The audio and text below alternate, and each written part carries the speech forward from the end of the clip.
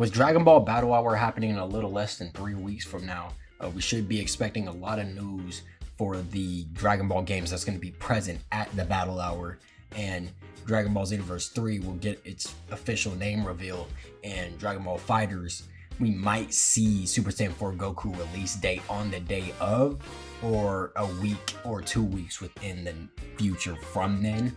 But this video is not going to be about Xenoverse 3 at all. This is going to be specifically about Dragon Ball FighterZ and what could happen from the Battle Hour besides the obvious, which is Super Saiyan 4 Goku coming to the game. Hopefully, we could see a season pass or an expansion or anything, but I'll go more in depth in a little bit from now. But I do just want to say I'm very glad that Dragon Ball FighterZ is getting a lot of support again.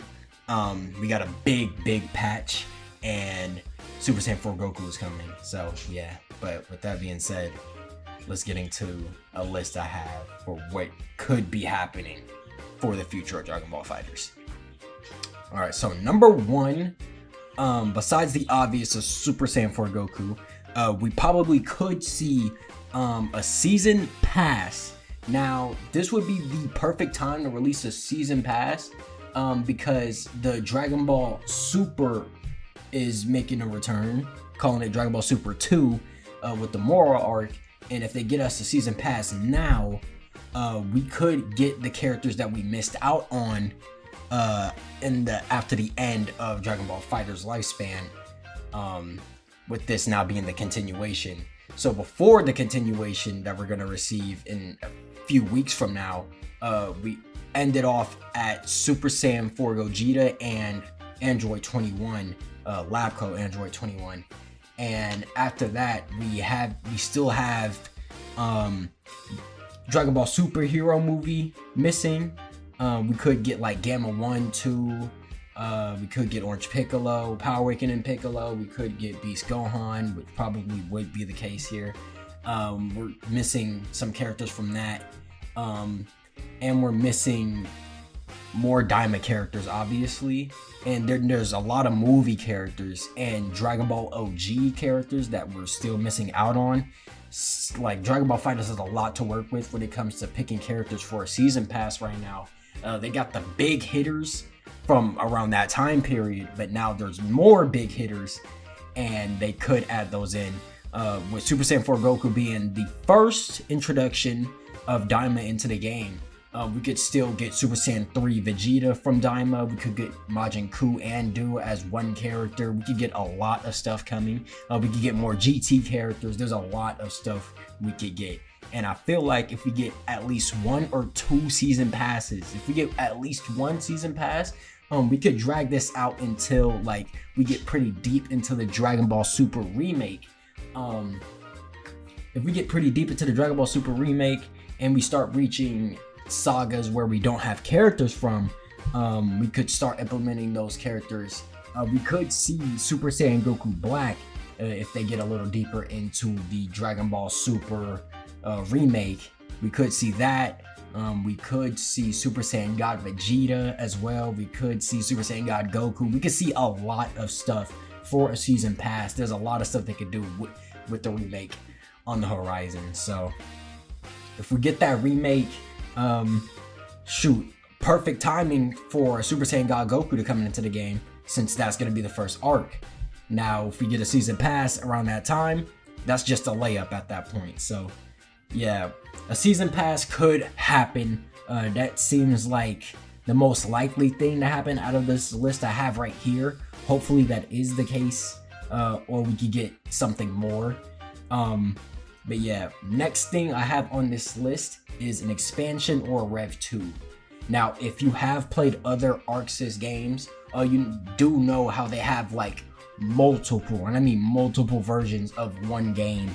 Like you could have like 4 to 5 versions. There's like 5 versions of Blaze Blue, if you know what that is.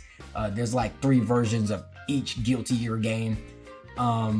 There's like a lot of versions. Shoot, even now we're getting a second version of Guilty Gear Strive. Like, ArcSys loves to do multiple versions of each game. We could get like a fucking Ultimate Dragon Ball Fighters, Dragon Ball Fighters Ultimate Tenkaichi, some type of thing like that. I know they're not gonna name it like that, but Dragon Ball Fighters Tenkaichi Clash, something like that. We could get like an expansion or Rev 2 of Dragon Ball Fighters, which I would love to see.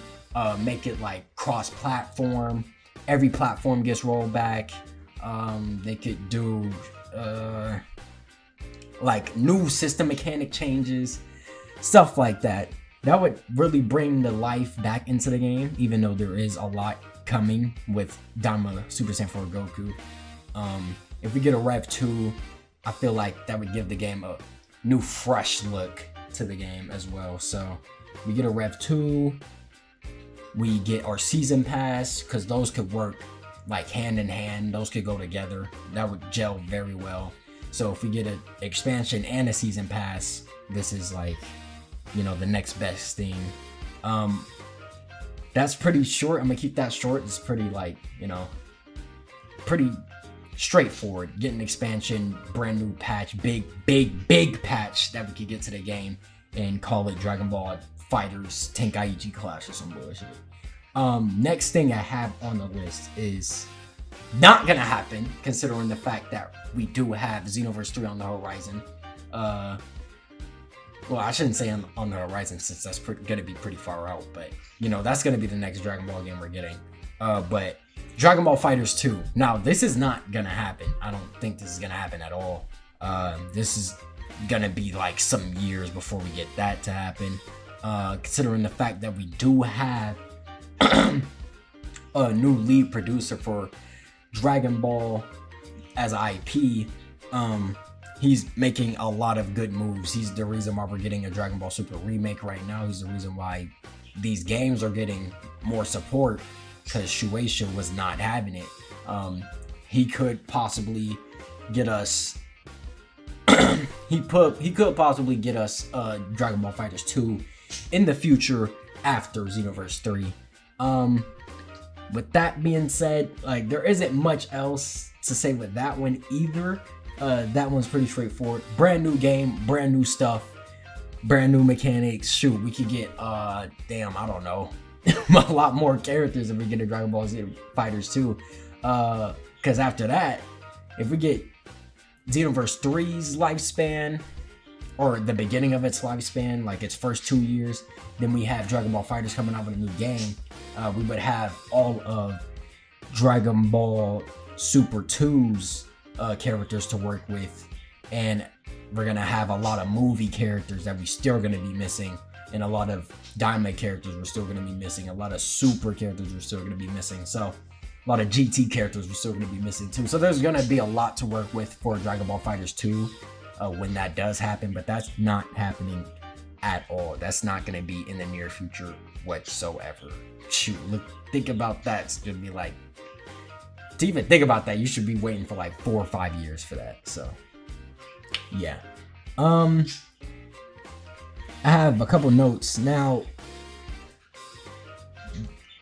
is it even possible for Dragon Ball FighterZ to make a big return if any of this was to happen? For Dragon Ball FighterZ 2, I don't think it would have the same impact as Dragon Ball FighterZ 1, but it would have an extremely huge impact if you know how Dragon Ball FighterZ has been getting handled these past like 10 years, 8 years, considering the fact that Shueisha is not letting a lot of stuff slide, and all we want is Dragon Ball FighterZ, Dragon Ball as an IP to grow, and Shueisha is putting all of their focus into One Piece, and you know, this is gonna be a lot, very, very hard for Dragon Ball FighterZ to make a comeback. But Shueisha loves money. A Dragon Ball FighterZ 2 equals guaranteed money. A lot of people would eat that up.